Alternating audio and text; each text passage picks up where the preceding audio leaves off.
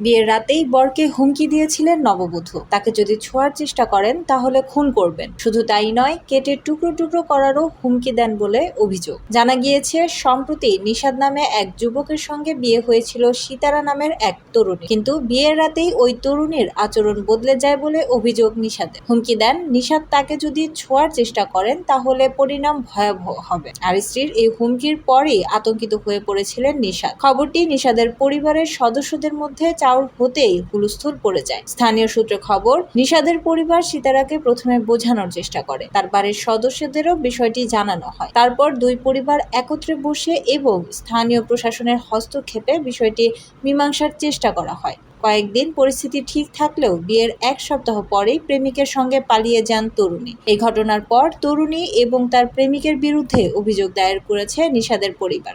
আমাদের প্রতি ঘন্টার সংবাদ দেখতে চোখ রাখুন কোয়ালিটি টিভি বাংলায় এবং আপনার এলাকার যে কোনো সংবাদ প্রচারে আমাদের মেইল করুন QTV Bangla News@gmail.com এই ঠিকানায়।